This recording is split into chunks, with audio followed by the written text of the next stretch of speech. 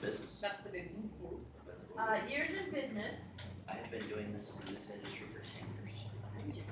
They've been in business since 1943. That's awesome. Spouse. Still ain't. Still in, that's good. It is. No Still. votes. No votes, that's Yep, good. no motion. Children.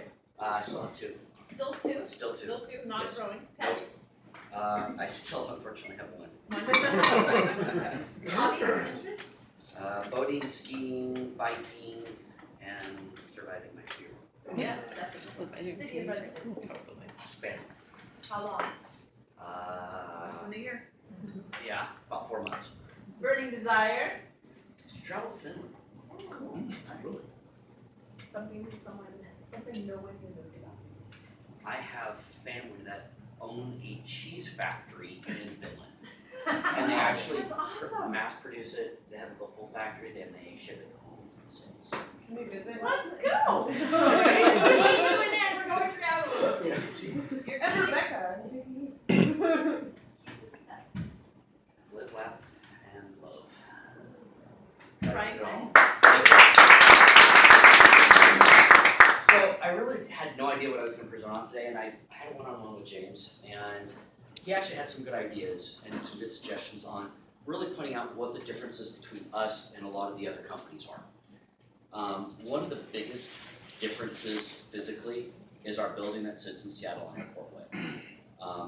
ADT, Protection One, all these other companies that are out there will have sales offices, but they actually don't have central stations or the CEOs that sit in Washington State. So you can literally drive up to our building, knock on the door, we will let you into a man trap. I guess it's called a man trap for whatever reason. And you'll be actually physically stuck in there until someone comes and escorts you into the building. It is a UL listed facility, so you cannot freely access the building anywhere.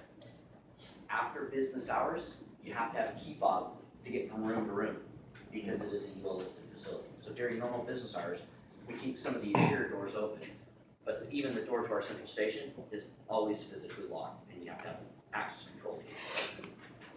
And not everybody has access that is granted, even with their fob, to get into some of the doors after hours.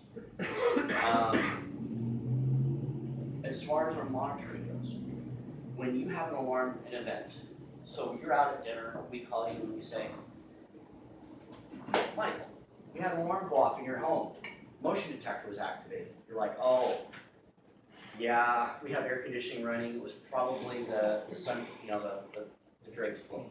That is possible. When you have heat and motion together, it can fool a motion detector. So when you have fake plants and those plants wet, same thing. If they have heat associated with it, which they get warm, it will trip the motion by accident. They're not perfect, unfortunately. We'd like them to be. What we will do is we will call you, we will say, this is what we've had. We've had 2 trips of a device. What would you like us to do? Well, I'd like you to disregard that alarm. I'll call you when I get home. Okay, fair enough. You requested us not to do anything with that alarm. Michael gets home, calls us back and says, it was a false alarm. Can I set up a service call? I'd like to have a technician come out tomorrow morning and take a look at my system. We're going to tell you absolutely. We'll get that set up. We'll get it into the queue for a service technician to come out as soon as possible. Now, he could request an after-hours technician, get paid the price, but we could come out at 8 o'clock or 10 o'clock or 11:30 in the morning and do that if you wanted us to. We have done it. We've done it for fire systems. When fire systems go down in the middle of the night, we will send a on-call technician out. They will replace that fire panel in the middle of the night. A difference for other companies. You call them, your central station monitoring is down in Lacey. And then you call and they say, I had an alarm. You're going to say, great, can you send a technician out? No, I'm sorry, you need to call your service provider. Now the hope is that you've talked to that service provider within the last 12 to 24 months to ensure there's still business. Because normally, they're what I call a trunk slammer. They install it, they service it, they warranty it, and they're a one-man show when it comes to security systems. They drive Honda Accords, they don't have commercial vans. I mean, believe it or not, there is a guy that goes around and installs security systems, and he has a Chevy Silverado pickup truck.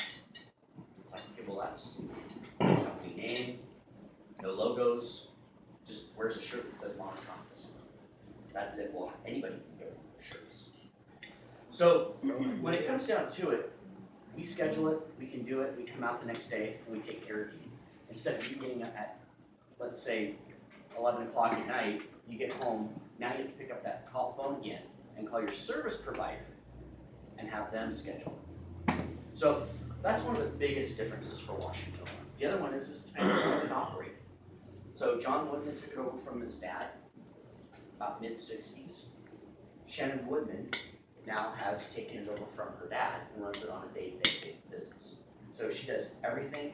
She does all the, ensures the finances are in place, ensures the funding is there if for any reason it was needed.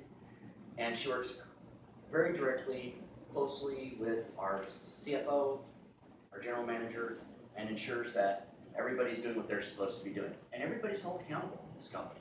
We have right about 65 employees. So we're a good sized company. We have all of our own technicians that drive Washington Warren vans. They're white vans with a W and an A incorporated together. And we are rolling advertising for security. When you see a protection one or an EBT,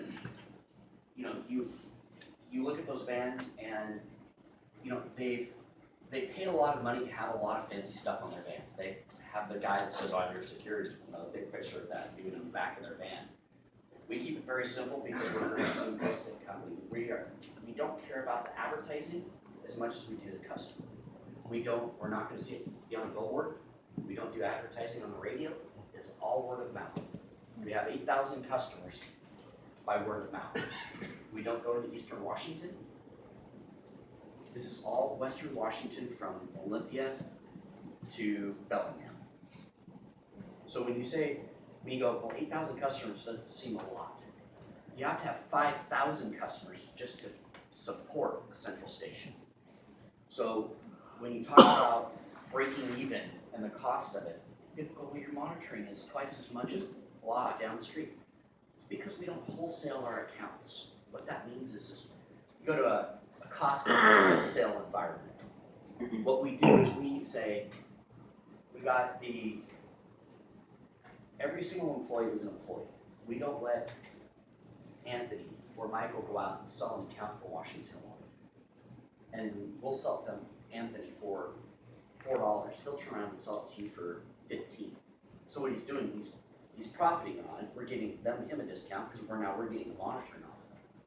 So there's a lot of variables that really set us apart. They're small little things, but at the end of the day, when you're not making that call or anything in the middle of the night when you need to, that's where we take over for you. We let you go to bed. You don't have to worry about it, and get up the next morning and you have peace of mind that your system is going to be addressed the next day. So with that being said, I know I got a little under 2 minutes. Does anybody have questions in regards to Washington Warren, how we do it, what we do? Yes. Can somebody just switch to you, if they've already got a system, can they just call you and switch to you at any time? Yes and no. It depends on the systems. If it's an ADT system, typically they're proprietary, we can take those over in, I'll say 50 to 75% of the case. There are some occasions where we can't. I had an occurrence yesterday where we were going to take over a security system, replace a portion of it, keep some of it, which were the overhead doors. We found that the floor-mounted contacts for the overhead doors were addressable devices, so we ended up having to swap those out where we thought we were going to be able to save those 19 devices. So there are instances where we can, and there are instances where we can't. Most times we can. What's the best way for us to get you a referral? And what's your number one referral that you want? The number one referral for me are business owners, building owners and property management. They all tie together. They all have to deal with sprinkler systems, fire extinguishers, fire monitoring, security, and I can actually provide all that to them in one shot, and they don't have like 6 different providers that they have to deal with on a monthly basis and figure out who to call. Thank you.